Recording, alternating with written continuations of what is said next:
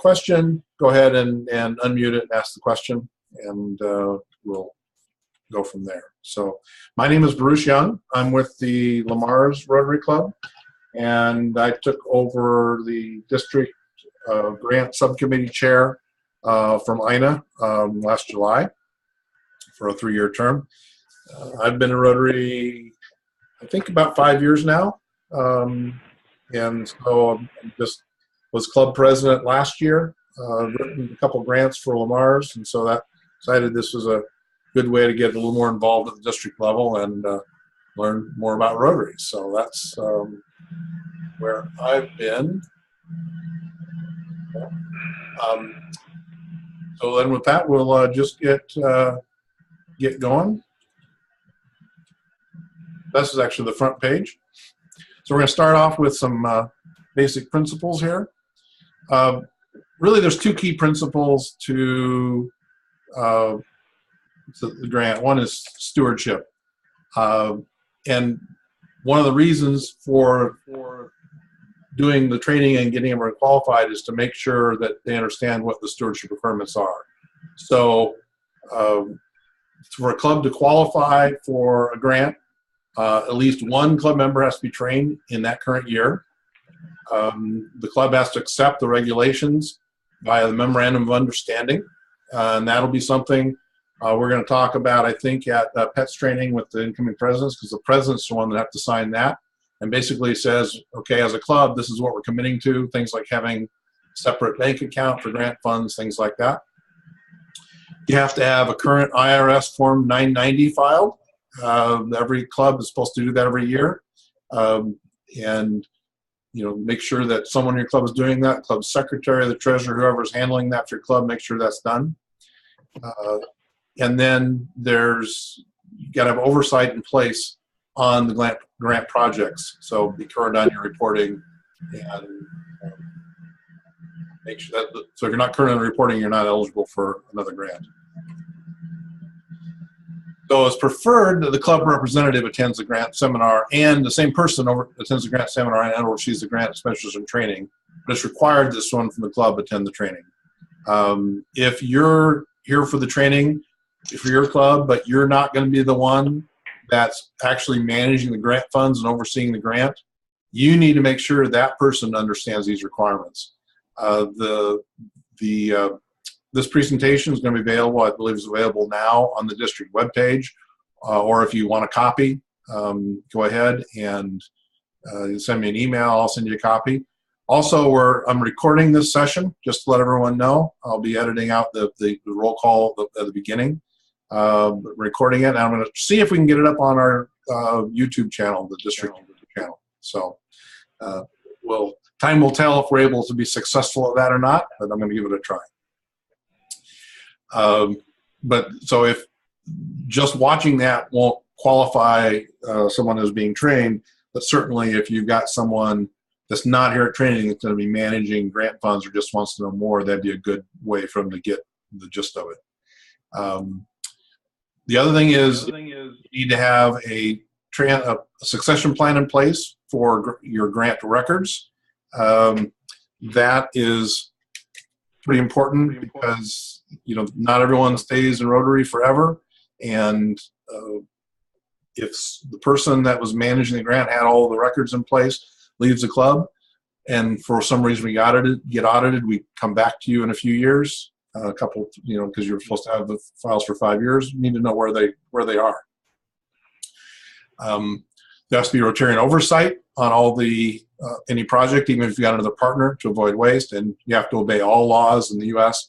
and whatever country you're doing the project in, if it's not in the U.S.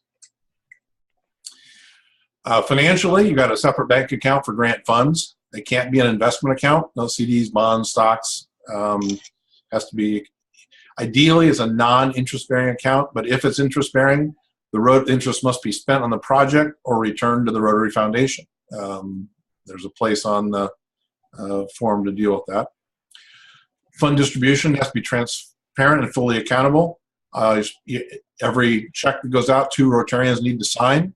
I know, just as an aside, the bank we have our funds with doesn't check that. So even though we've got the account supposed to have 2 account signatures, if it comes through and only has 1 signature on it, they're not going to block the check. So just be aware of that. But your procedures, you should make sure that 2 Rotarians sign every check. You can have contributions raised by Rotarians, but the funds cannot be raised from the beneficiaries in exchange for a grant. In other words, they can't say, well, say you're working with a local youth group, youth organization. They can't come to you and say, hey, we're going to raise $1,000. I heard you've got grants. Can you match those funds and do it? And then you come in and get a grant to do it. That doesn't mean the beneficiary can't raise funds, but again, just be careful. It can't be basically just their funds and Rotary money. You can't take the funds from other grants. So if you've got 1 grant going today and you want to apply for another grant, you can't use money from that previous grant for the next grant matching funds. Contributions need to be credited to the donor. And if there's any, you need to have clear, make sure you don't have any serious conflicts of interest. So if you've got, say you're doing a project and you've got a Rotarian that's on the board of the recipient of that project. Well, that's probably okay, but if that Rotarian was also participating, or let's say you've got a Rotarian that's a contractor and you're going to use that Rotarian for the project, make sure you have a bidding process in place or something to make sure there's no appearance of any conflict of interest that you're going to show up there. So just be aware that there's true conflicts of interest and there's appearance of conflict of interest, and both should be avoided. The indirect, let's say, again, you want to avoid it even when it's indirect. So if you've got a Rotarian and his wife is the recipient or runs a business that you're going to use in this, that could also be a conflict of interest, indirect conflict of interest, or their son or some close associate. So just avoid any potential there. On accountability, you want to track all income and expenditures. You need to keep a ledger and maintain receipts. You need to keep an inventory spreadsheet of any non-consumable items purchased and donated. You need to, it doesn't have to be any fancy software, just an Excel spreadsheet or paper and pencil is fine. Any equipment that is purchased for that needs to be kept and maintained. So you have to have a process to do that. And all records need to be retained for 5 years and are subject to audit anytime during that 5 years. So again, you need to know who's got them and how they're being maintained. So you can document retention. You need to provide access to, if the grant committee chair or the foundation chair or the district governor or someone from the district comes, you need to be able to provide a copy of your documents and, from that, as well as from RI if they were the foundation, if they were to come, as well as other people in your club. Originals should be kept for a minimum of 5 years for all grants. You need to make copies. You need to figure out if you're going to do electronic or paper. Either one is fine, but make sure you've got a process to manage that and be aware that audits are a possibility. Reporting. We need timely reports for District 5610 in grant shares and Rotary International. You should report any potential misuse or irregularities to myself or Rotary International, and report any conflict of interest. So both real conflict of interest or perceived conflict of interest. For example, again, going back to the contractor, you might even on your grant proposal say, well, we're going to use a contractor.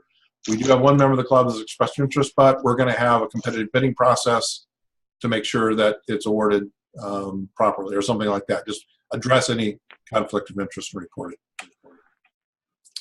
Remember the 4-way test. That's always a good one. If you come back, if it doesn't pass the 4-way test, it probably isn't the way it should be done.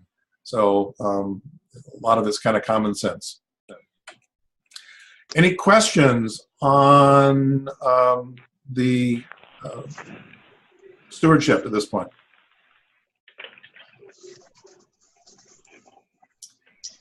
Okay, I don't hear any, so I'm going to move on to the next section.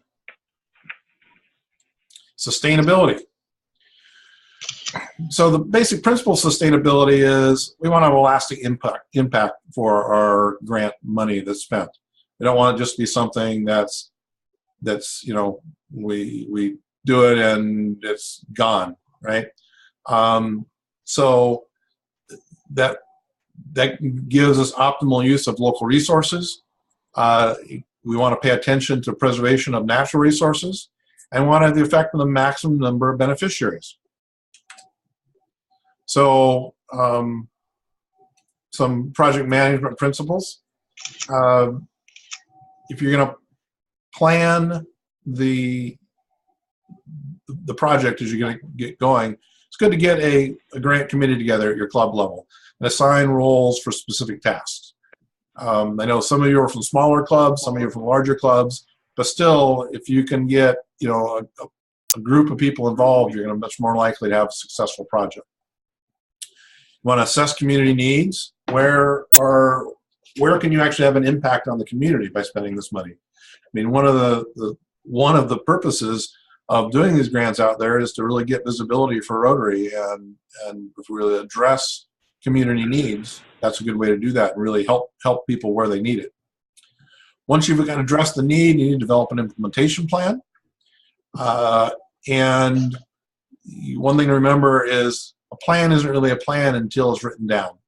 It's great to get around and talk and say, you're going to do this and I'm going to do that, and Joe's going to take care of everything else. But if you don't write it down, distribute it, review it, and then use it to figure out to actually do what you're going to do, the next day you may find out Joe didn't have the same idea of what was decided as you did. So an implementation plan needs to be written down. Part of that implementation plan should be a budget. What are you going to spend? There may be a range of costs you don't know for sure. You may have to go out and get estimates or quotes to put together a decent budget, depending on the project, of course. So that budget should be a part of the implementation plan. It will also be a part of your grant proposal. And design a contingency plan. What happens if something goes wrong? Is there some things you can plan for, some things you can't? And I was talking with Ms. Moose up in Madison about their project. It was something related to the construction of the hospital, and they got into the construction of the hospital, and that project itself is delayed by over a year. So there are certainly issues that you may or may not be able to plan for, but do the best you can. Set goals for your project and plan how you're going to evaluate the success of your project. How do you, if you say, hey, we're going to have this sort of impact on the community, set a goal. How many people are you going to impact? How are they going to be impacted? What benefit are they going to get? How are you going to measure the benefit? So set some goals and figure out how you're going to see if you met those goals or not. And then form a document retention plan, as we mentioned. Who's going to keep track of the documents over the 5 years that's going to take it? Are you going to have multiple people with copies? You're going to have one person. What's your plan if they move away? What's the document retention plan? That should also be addressed. So going to the needs assessment, you want to base your project on your community's need. Assess your resources of your club and potential partners. I mean, if you're a very small club, don't bite off more than you can chew. That's to say you can't have big, hairy, audacious goals. BOHAGs, as they're sometimes called. But, make sure that you've got the resources to pull it off. If you don't, maybe you find a partner. Another community organization is going to be a partner in this project so that you can, be successful. Talk to the community. If you're part of a needs assessment, is you're trying to figure out what the community needs, Talk to the leaders in your community. Go out and talk. If you want to do a youth project, go out and talk to the youth organizations in the community. Maybe talk to some kids, find out what they're doing, what's important to them. Really go and understand. Maybe talk to local law enforcement, see if there's some needs they've identified. To really understand where you may be able to have an impact. This is a requirement for global grants. It's a good idea for the District 5610 grants, but for global grants, it's actually a requirement, part of the process. And then how are you going to do it? What's the communication? How are you going to communicate with your partners, with the community, within the club? What's your financial management plan? Who's going to be able to sign the checks? Who's going to keep track of everything? That kind of everything related to the finances. Who's going to do the record keeping? What are they going to use? They're going to use Quicken. They're going to use Excel. They're going to use Notepad. And then follow the original plan. That should all be a part of the plan, but follow that plan. In your budget, be realistic. It's a budget that has no basis in reality doesn't help. Not going to lead to a successful project. If you don't know how much something is going to cost, go get some quotes or bids before you put in your grant proposal. Because if you put in a grant proposal and say, hey, this part of the project is going to be $500 out of our $1,000 budget, and you find out that it's really $1,000, that's $500 more you're going to have to raise in the last minute to be successful. Again, create your budget using reasonable prices. Don't say, hey, I know this goes on sale every now and then at this price, but use a price you can really get. Use competitive bidding if it makes sense. To get a good price. This is going to be especially important if there's any potential conflicts of interest. So if you are going to use services or buy things for the grant project from a Rotarian or someone associated with a Rotarian, or the benefiting organization for that matter, make sure you've got a plan in place to show why it's not a conflict of interest and disclose it. Sometimes it really is the only thing that makes sense. He's the only, electrician in town, and he whatever, disclose any potential conflict of interest and just say, why it shouldn't be perceived as a problem. Contingency planning, what can go wrong? How can we handle potential problems? We've already talked about this a little bit in the coming into this section. Just think about what could go wrong. Think about Murphy's Law. Murphy's Law is real. Things that can go wrong will go wrong. And what are you going to do to manage those things? So that's, just put some time in planning up front.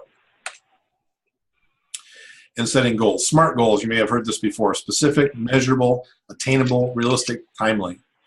You can have qualitative goals that are descriptive, but if you can have any quantitative goals that are really measurable, that's always a good thing. Make sure it's sustainable. Figure out what how this is going to have impact over a long period of time. And it's really hard to know if you changed if you don't know where you were. So it's always good to gather baseline data. For instance, let's say you've got a project and you're going to say, hey, we're going to, try to reduce the number of kids that don't have breakfast in the morning in our community. And so we're going to, have a breakfast program through local, youth organization on Saturdays. Well, how many kids are not getting breakfast on Saturdays today? Right? Go out and get that information as part of your needs assessment. Get some baseline data so you know where you start. And then do the evaluation. As the project is going or after the project is done, or both. It will help you with your filling out your report. It improves any future projects because you've got some understanding of, gee, this is where we did good, this is where we didn't. And base your evaluation on your original goals. Doesn't mean you can't look at other things that came up as you, and you found out were important that you didn't think about it when you originally set your goals, but be thinking about with that, and actually, be sure to use your goals to evaluate the project. Evaluation should be an ongoing process. Like I say, it makes sense to start it before the project is done, and it makes sense to continue in some projects well after they're done, just to see what the impact is over time. Helps you identify successes and identify any areas for improvement that you may want to do as a follow-up project for your club, or improvements when you apply for grant in the future. So what are some attributes of successful grant projects? One is they address real community needs. The best ones employ frequent partner and stakeholder communication. Your partners and your stakeholders, the beneficiaries, all understand what's going on. They have a implementation plan and they follow it. They're sustainable. They ensure proper stewardship of the funds, and they report their successes and challenges so we all learn. So PR is a part of that. Make sure it gets not just in the Rotary newsletter, but your local paper. If you can get some, local TV coverage or radio coverage in your town, that's great too. But the paper, a lot of these are small town papers. They get read pretty well in small communities. So that's a good way to make sure your success is out there. So any questions on that section?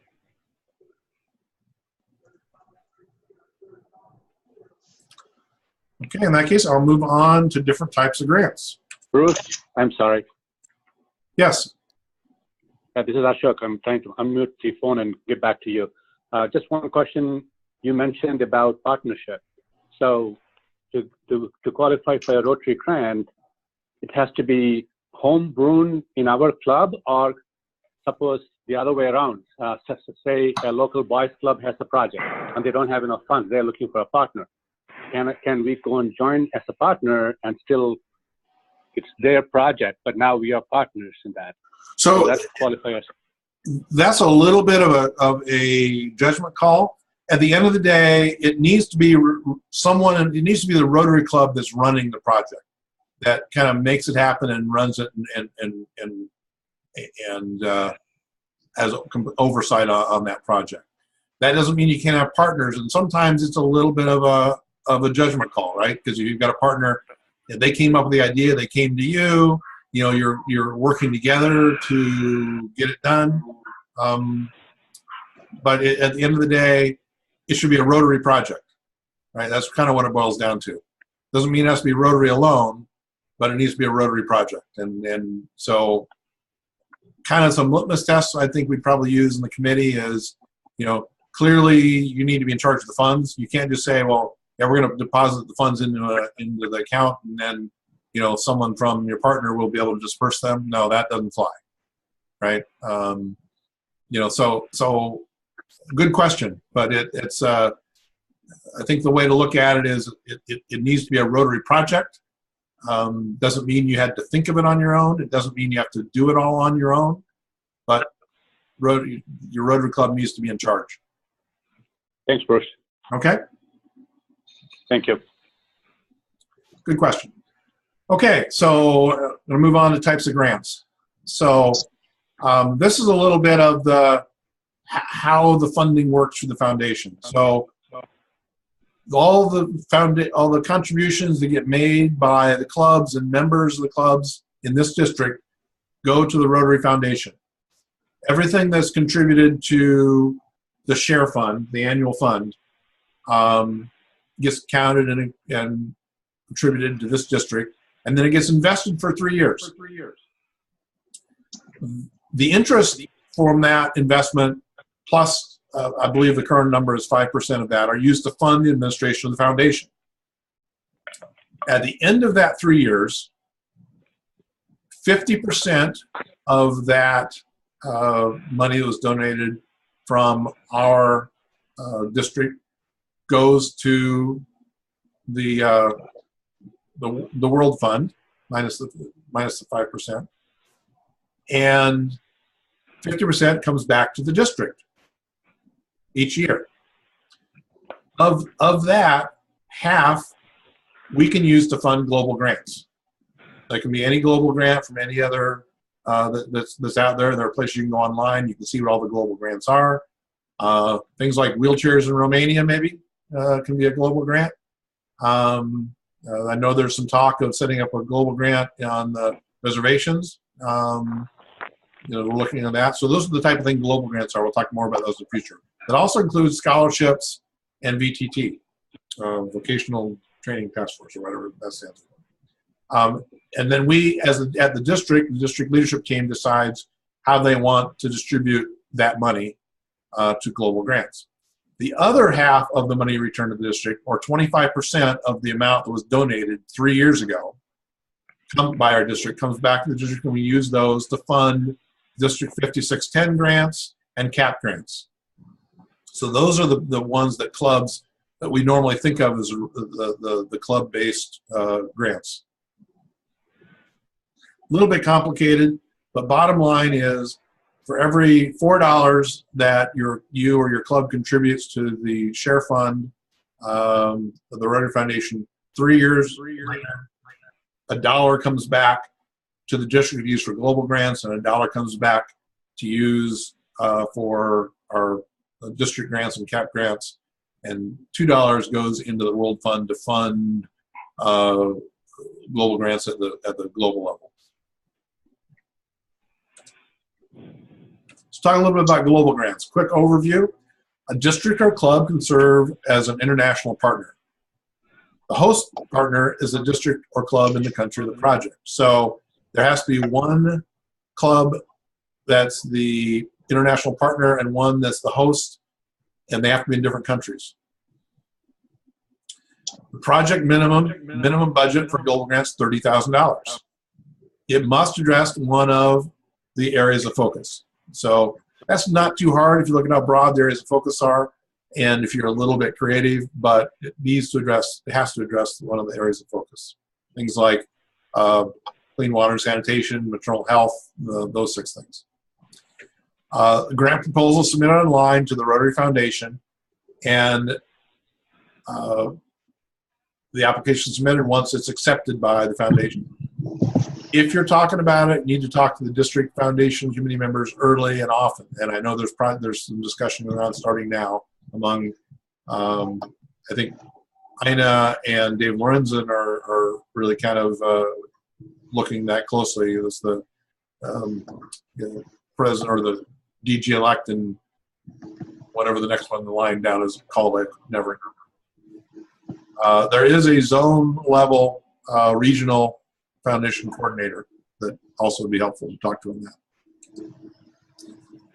6 areas of focus: peace and conflict prevention and resolution, disease prevention and treatment, water and sanitation, maternal and child health, basic education literacy, and economic and community development. Pretty broad. A lot of stuff can fall into those areas. Global grant financing. So the DDF, which is what we talked about, that is going to be put in by the various districts. Our district and another district is matched 100% by the World Fund. So if our district says we're going to sponsor a global grant and we're going to put $5,000 of our DDF money that was given back to us from our funding 3 years earlier into that grant, that will be 100% matched by the World Fund, so they'll put in $5,000. Now, if individual Rotarians want to contribute to a global grant, their cash contribution is matched 50%. So for every $10 they contribute towards a global grant, the World Fund will kick in another $5. Non-Rotarian cash contributions are also matched 50%. So basically, if it doesn't come from the district, it's matched by the World Fund 50%. Cash contributions, they also have to contribute 5% above their contribution to cover administrative costs. So I believe that means if it's not coming from the district DDF money. Bruce? Yes, go ahead. Steve Sikorsky. It's not only Rotarian individual contributions, it's also club contribution cash. It's also matched 50 cents on the dollar. Okay, good point.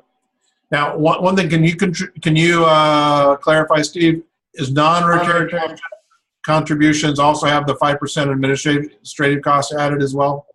Yes. Okay. So if you want to donate $100 to the project, you really need to give 105, and then the World Fund will give another 50. That is correct. Okay, thanks, Steve.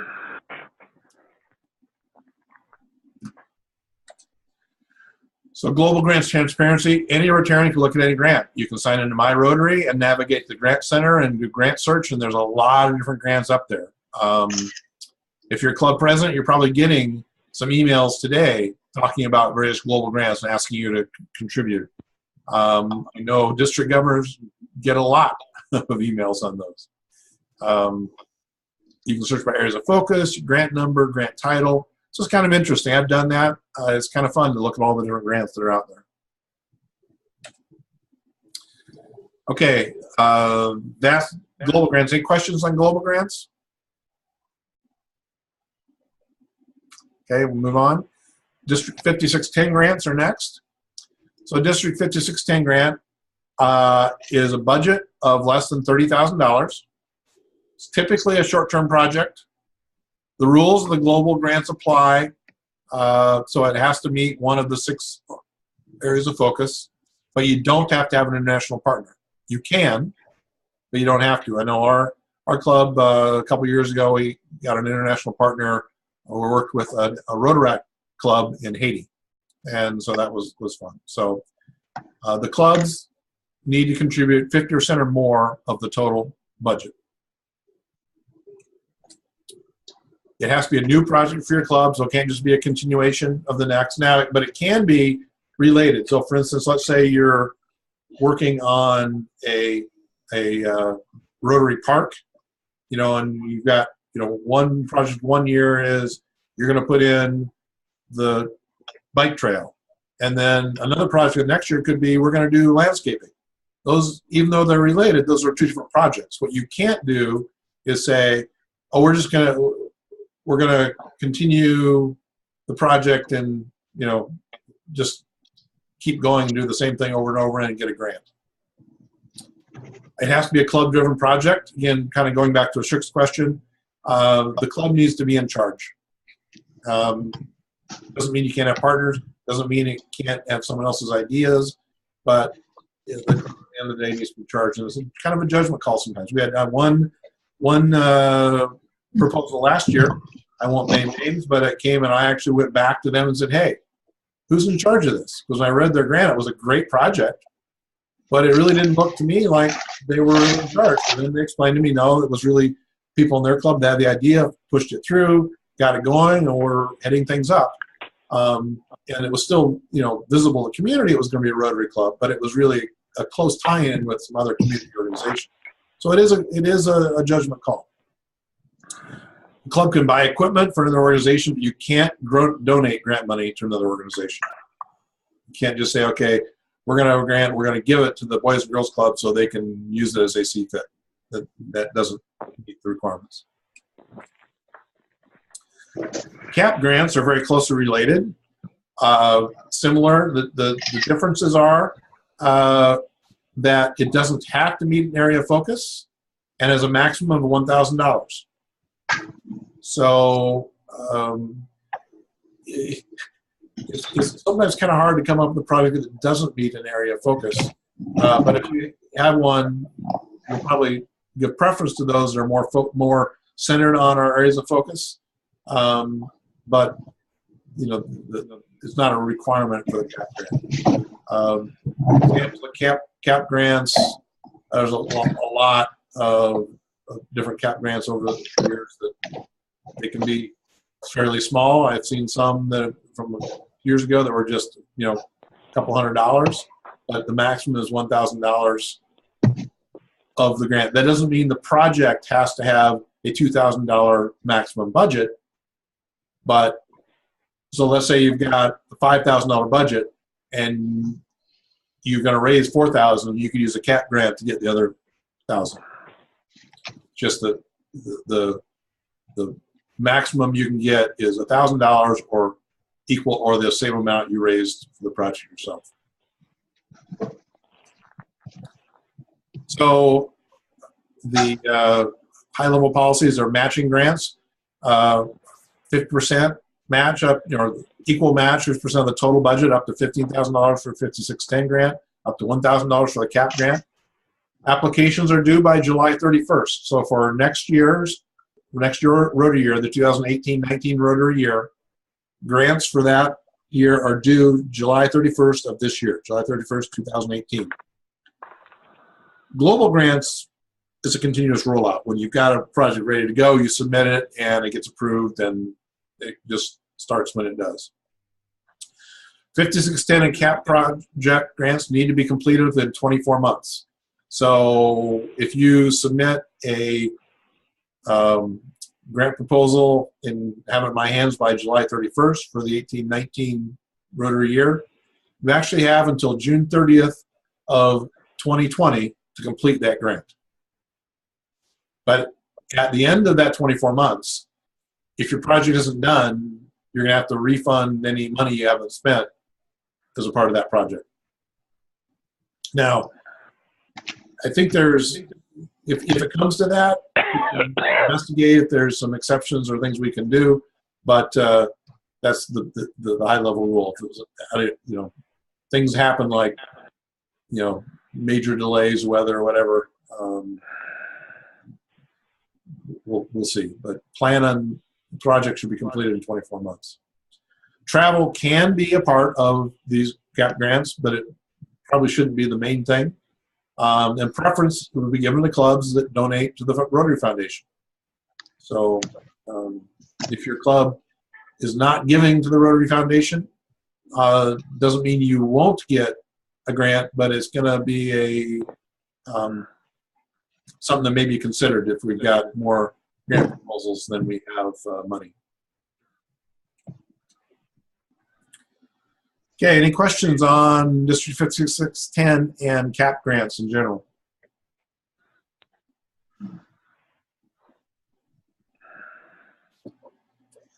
Okay, we'll go on to the grant timeline. So as we talked about before, the 5610 and CAP applications are due July 31st. The decision will be made sometime in August. Basically, we've got to get a committee of myself, the district grant subcommittee chair, the district foundation chair, which is Mike Gibson currently, and the district governor, which next year will be Dave Lorenzen for our next in August. And we'll decide of the applications that are submitted, which ones to fund based on how much money we have coming back from the giving 3 years prior from the district. Then once that decision is made, we'll submit that to Rotary International, or not Rotary, the Rotary Foundation, and then they will look at it, make sure that everything meets their guidelines, and approve the project. Once it's been approved, the project, we'll let the clubs know that they've got the grant approved, and then the money will get funded to the district, and we'll get the checks out. The goal is to get them out by mid-September or so, but we're going, you know, I think last year we were about the end of September, if I remember right. Year before that, I think it was in September, and then the year before that was October. So it kind of varies. But the project can't start until the funds are in hand. So you need to keep that into account in your timing. You really, if you've got something that you have to start come September 1st, that's going to be tough timing to make sure we've got the money in place and you've got the awards granted to make that timeline. You might want to think about applying the year earlier if you've got something that has that sort of timing. But I think by October 1st, we're pretty safe to say you'll know whether you've got the grant or not by that, but probably not a lot before. A final report is due 60 days after the project is done, and no later than 60 days after 24 months, because it has to be done within that time frame. And if you're not done at 12 months, you need to submit a progress report. Progress report is basically just where you are, just make sure that you get visibility that you're still working on things and hasn't slipped through the cracks. Okay, some details and nuts and bolts here. Club qualification, we've already gone over a little bit. Every club that's going to submit a grant proposal has to have someone attend the grant seminar for that year. So attending this tonight qualifies your club to submit a grant proposal for the 2018-19 grant or Rotary year. Does not qualify you to submit a grant proposal in the 2019-20 count Rotary year. So, you know, you'll have to do that again next year. I mean, some of you may have gotten this training multiple times, but it's actually highly recommend spread this around. If you're taking it this year, get someone else to take it next year, because it doesn't change that much year to year. And we'll probably, if there are major changes, we'll highlight those more broadly. So make sure as many people of the club know about this as you can. That's why I think if we can get this up on YouTube, that'll be good too. There's a memorandum of understanding that the club president needs to sign. Basically kind of goes over, lays out the high-level rules for qualifying for a grant. You have to have a plan in place for careful oversight and stewardship of the project, proof of the IRS 990 form filing, and be current on project reporting. It's required for all clubs that are going to receive grant funds. So the memorandum of understanding. Read it. Club presidents are going to sign it. Read it. It formally spells out responsibilities and obligations. The president-elect have to sign it because they're the ones who are going to be stuck with it during their presidential year and the next year. For 1 year with the grant application. So I think talk to Dave. The goal is to go over this with the club presidents at PETS. Instead of doing grant training, we're specifically focused on MOU at PETS. Okay, grant application work. There is a grant application available on the district website. Or if you can't find it there, email me. I can send you one. It should describe its location, the project, what its location is, what its objectives are. Be sure to talk about sustainability. We don't want a novel for the application. So keep it simple and brief, but be sure to describe it adequately too. You know, there's hitting a happy medium. You know, you don't want to say, well, we're going to build a Rotary Park. That's not enough. If you say, you know, but you don't need to submit complete plans, complete quotes. You know, the approval of the city, city inspector. You know, we don't need all the detail, but for instance, if you do a partner, we do need to know your partner is signed up and is going to be involved and committed as well. There should be an estimated start date, and again, this should be after the anticipated receipt of the award. So I'd highly recommend don't plan on starting a project before October 1st. If it's end of September, highlight that for us, and we'll do our best. But if you have to start it, like I said, in early September, 1st September, we're probably not going to be able to meet that timeline. Estimated, and you're not supposed to start the project until you have our funds, because you don't know if you're going to get our funds or not necessarily. So, you know, don't start the project in August because you submitted a grant project and you've already got club funds for half of it. You know, you got to wait until you get our, approval and funds before you can start the project. The grant applications also have an estimated date of completion. It can be a date, it can be a time range. You could say 30 days after we start, whatever makes sense for the project. You need to describe how the project will benefit the community and improve the lives of the less fortunate. Ideally, it should meet one of the 6 areas of focus. Doesn't have to if it's a CAP grant, but it still recommend it. Keep it simple, be specific. What are the long-term outcomes you're hoping for here? And how is this sustainable? Sometimes the sustainability isn't completely obvious. For instance, I'll pick on believe it's Sioux Falls South that does the book project. Is that right? Every year? Or has it done it several years? We're doing it with the local elementary school. They say, well, you give a book to a child, how is that sustainable? Well, education in and of itself, you can say, is sustainable. You're helping educate a child that has long-term outcomes and has a sustainable feature to it because it's education-based. So there's just an example of doesn't necessarily have to be something that even if doesn't be something that's going to be there for the public to see for the next 10 years to be sustainable. Need to describe the non-financial participation by Rotarians in the project. In other words, how are the Rotarians going to be involved in the project? That can include planning, implementing, managing the finances, assessment, evaluation, follow-up.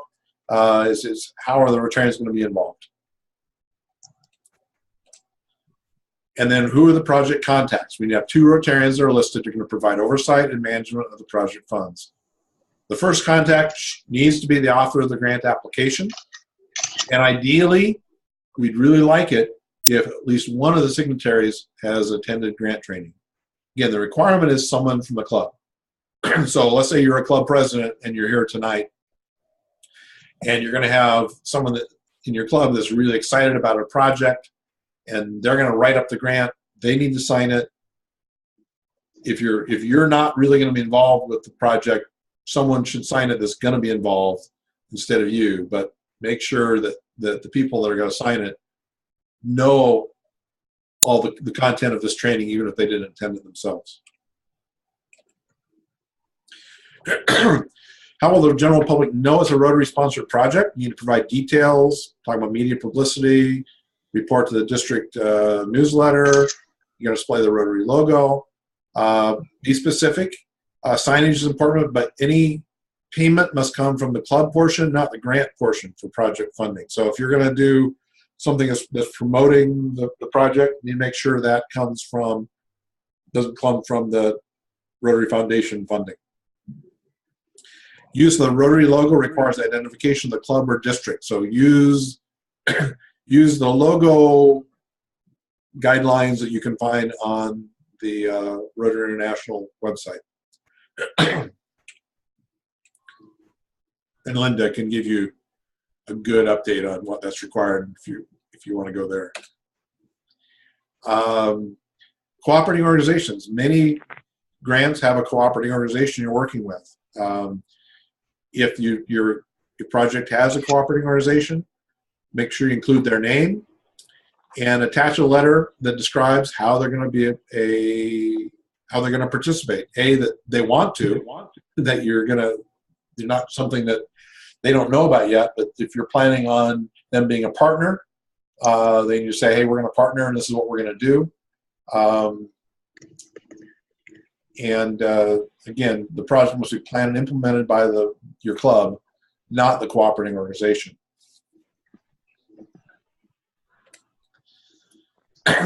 The application has a spot to talk about income.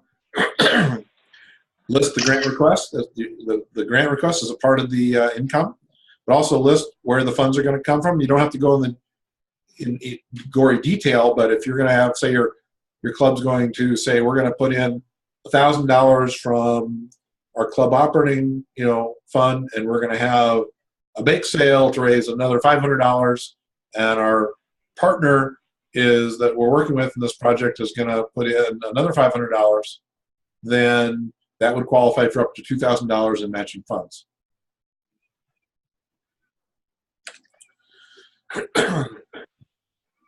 Then there's an expenses section. So again, we need a budget there. It should be reasonably detailed. Doesn't have to include every paper clip and staple, but it should be, I guess anything that's kind of material in the budget. So anything over maybe $50 or so should be accounted for. If you've got a miscellaneous category of, office supplies, I don't need to know how much you're going to spend on paper, how much you're going to spend on pens, but office supplies is good enough. And then if you've got big ticket items, it's good to put in quotes or pro forma invoices that you're going to purchase from this, because that could be a major part of it. You want to make sure you've got those big ticket items properly accounted for. You need to list each item with expected cost and the total cost of the entire project. And if you're going to submit a grant request, make sure the expenses equals the income. You're not doing a grant to make money. If you've got expenses on a higher income, then how are you going to do it? So make sure, at least on the form, expenses equal income. Now, in the real world, that doesn't always work out quite so smoothly, but at the end of the day, they're going to be either going to return any excess money that you don't spend, or you're going to have to raise more money to complete the project. So at least in front, plan on it, and there's a requirement in the form that they must match. Then we need authorizations. The club president and president-elect needs to sign the grant application. Only the president has authority to commit the club resources and request the district funding. So it's important the president sign it. There's a spot on the form for the district governor to sign. You don't have to go get their signature. The district governor will sign the approved forms once we approve them. So don't worry about that. There's a checklist at the end of the form. Complete the checklist and include the application. And by the way, when I say complete it, that doesn't mean just initial each box. That means read it. Make sure you do the things. I've gotten things in there. One of the items is complete and submit the MOU. That's check marked. It's checked and initialed, and they didn't send in the MOU. So I don't think they read it as carefully as they should have. The checklist is there to help you make sure you get everything done right. So read it and don't initial it unless you've done it. And then once that's done, send it to me, the district grants chair at district5610grants@gmail.com. Really prefer electronic copies. If you don't have the capability for some reason to make it electronic and you have to send me a paper copy, that works. I can scan it once I get it. Get it to me by the July 31st deadline and keep a copy. Don't be worried about thinking about, it's your job to keep a copy of that as your club, part of your document retention plan. Okay, any questions on the application?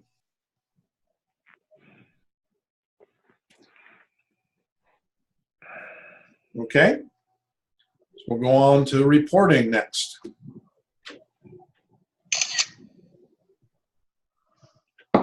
So the grant final report is due as soon as the project is completed and no later than 60 days following completion.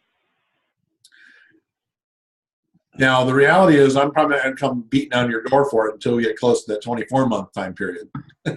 But, if it's done, it's due. So get the final grant report done and get it submitted as soon as you can after the project is done. Again, a project has to be completed within 24 months. So that sort of means that grant report should be in no later than the end of September of 24 months from the grant date. Attach copies of receipts with the final report. Don't need originals, just copies. You need to keep the original receipts in the club files for 5 years, along with copies of your application, report, and any other documentation that's pertinent to the project. If the 12 months come, so let's say you submit a grant this year and come July 2019 or into June 2019, your project isn't done yet. Maybe it isn't started yet. That's okay, as long as you're following your plan. Maybe you had something that you needed to start at the time school starts, and that means if you want to start a project for school and you're submitted this July, you can't start it until August of 2019. So you're not going to have anything done at the end of 12 months. That's okay. You just need to submit a progress report that says, hey, we haven't started yet. We're going to start in August just like we planned. Our money is in our grant account. None of it's been spent yet. That's just fine. The grant reporting worksheet. So again, you need to briefly describe the project.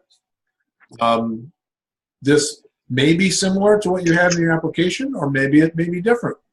Maybe the project morphed a little bit during the real world when it came in. So talk about what you actually did, not what you planned to do. What was done, when and where did you do it? Who were the beneficiaries? Again, be simple, specific. Here's a good place, you know, a few pictures are great, just to show the committee what's been done. But again, those pictures definitely should go in an article in the district newsletter, your local paper, whatever you can get, your club newsletter if you've got one of those, on your club website, on Facebook, whatever. You need to complete the percentage completed to the nearest quartile. Now, this is really only pertinent for the interim report, because the final report, it should be 100%.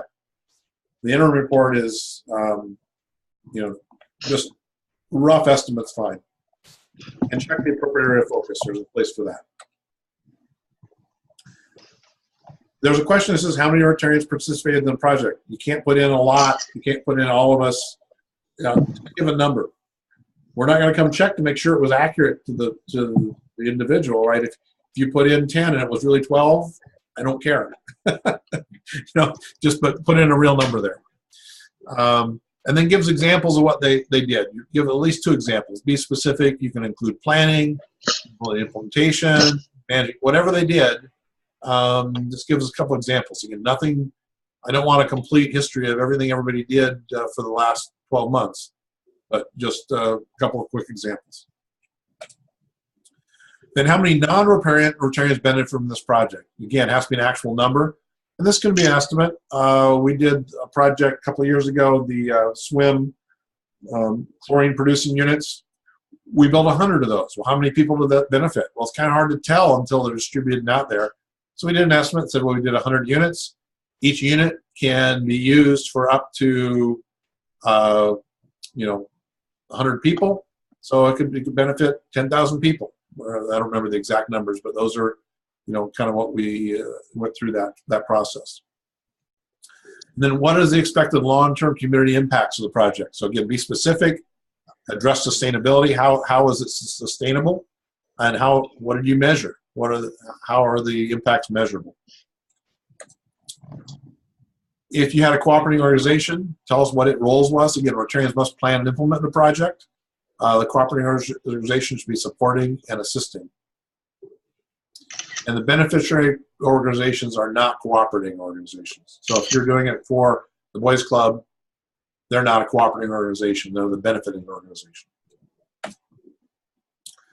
And then there's the financial report. So we need detail of other funding. So how much did the club contribute? Were there private contributions? Were there cooperating organization contributions?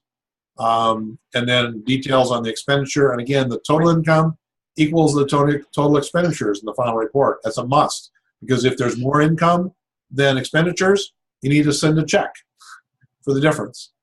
And that would be then included in expenditures, is refund the money. If you spent more than your income, think again. You had income. Where did it come from? So again, the total income equals the total expenditures in the final report. And then we need a certifying signature. Note there's a paragraph that says what you're certifying. The primary contact on the grant application should be the one that signs this. Now, maybe they've moved on. Maybe they turned out to not be involved anymore. Maybe they died. Things happen. And if that's the case, then probably the club president's the best person to sign. But someone that knows that whatever was one that on the bottom of that form of what you're certifying, it basically says, yeah, we're telling you the truth and the funds were used as we said, and that kind of thing. That's what you're signing.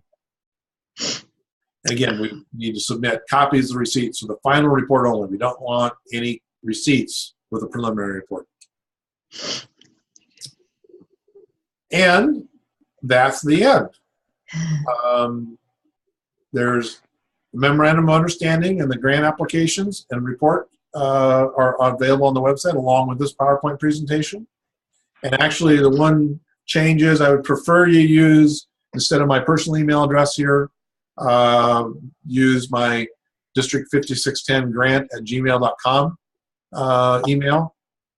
That will also get passed to whoever takes over after me, so that will hopefully be a long-term email that can be used. need to update my presentation with that email. So we schedule this for 2 hours to make sure we can get it through it all and answer any questions, whatever. Any questions on any of the topics at this point?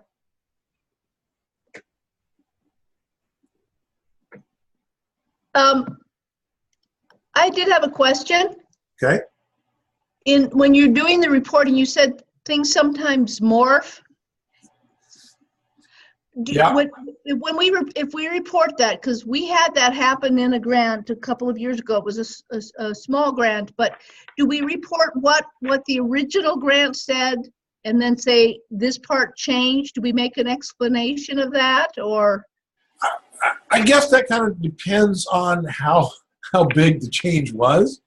I mean, clearly, if you put in a grant and you say you're going to do something and it turns, let's say you're going to use my park example, you're going to do a park, and instead of doing a bench, you did a trellis with flowers instead. You probably don't need to highlight that. Just say what you did. Everybody's happy. It's within the same spirit of things. If you've got a grant to work and do a park, you can't then change the grant and say, oh, we got the grant, now we're going to, but we don't want to do the park anymore. We want to, work with, set up a after-school program for disadvantaged youth. No, that's too big a change. So I guess it kind of depends on the situation. If it's still within the same spirit of the grant and there's some differences, if it was a major element and that just didn't work out and you did something that was kind of equivalent, probably highlight that, yeah, we were going to do this, but for these reasons, we couldn't do it that way, so we did it this way. If it's a minor thing, I wouldn't bother pointing out, just say, we did this. And again, be reasonable, because it can't be a complete change. It has to still be within the spirit of the grant that was awarded. But okay, thank you. So it's a judgment call. Bruce, this is Steve Sikorsky. Hi, Steve. Hello? Yep.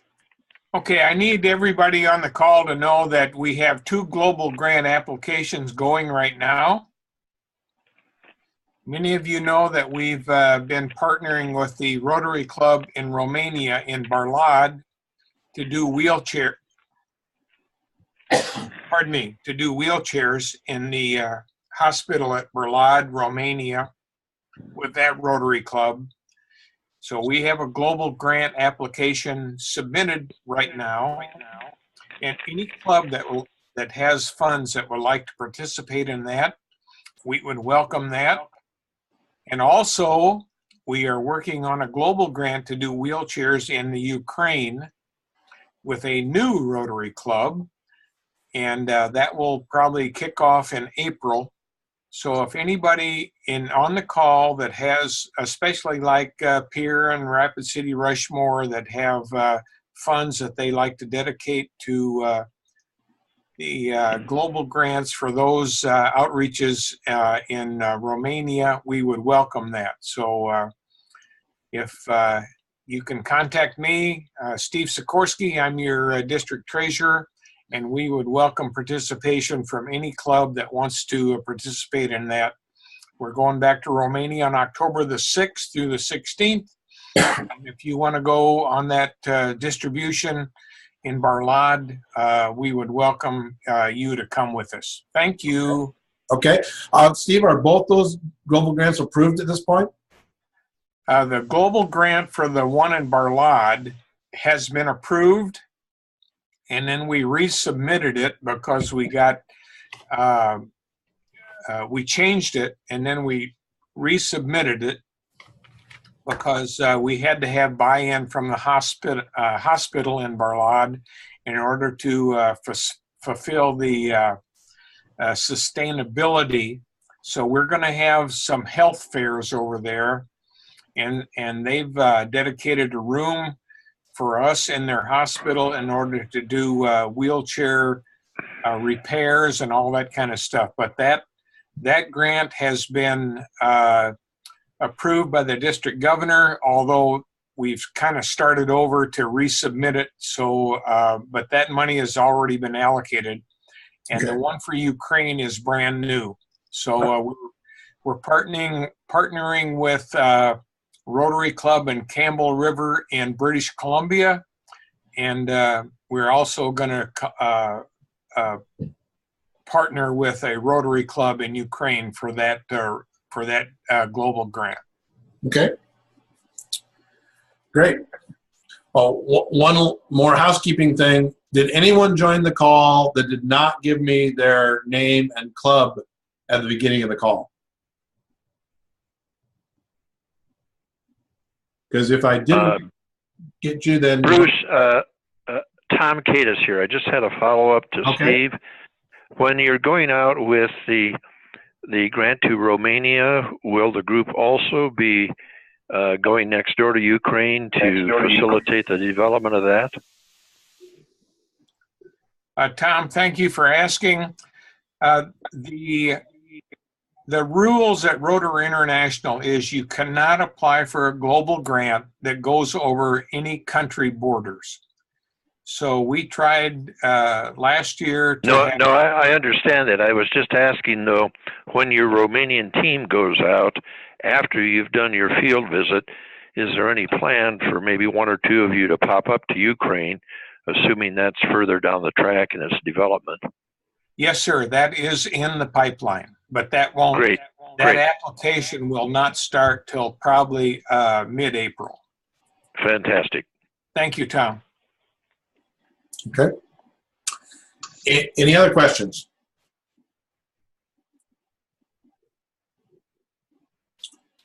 Okay, if that is, we'll wrap it up. I will send out an evaluation form for you. Hopefully and then I'm going to have you mail those back to Mike Gibson, the district foundation chair. Once you've got those filled out, hopefully get those out in the next day or so to respond. And hopefully you like the website format. There'll be a couple questions in the evaluation form of that specifically, because it just seems like with this district, ranging from Denison, Iowa to Spearfish, South Dakota, that's a very big area to try to cover and have people actually try to hop in a car and go sit in the same room for something like this. It seemed like a web training would be very effective. So that's my plan going forward. I would like feedback on that. If you agree or disagree, I'd like to hear that, as well as any other comments you've got. So I'll get those forms to you soon. If you've got questions that come up, again, best way to send me is send an email to district5610grant@gmail.com or my personal email address. But again, if it's grant related, I prefer it on the grant email address. And I'll try to get an answer to you. If that's it, then we'll call this training done for the night. Thank you. Thank you. Thank you. Great job, Bruce. Thank I like you. this format. Bye. Thanks a lot, Bruce. Good job. Very good. Thank you. Let's leave the building.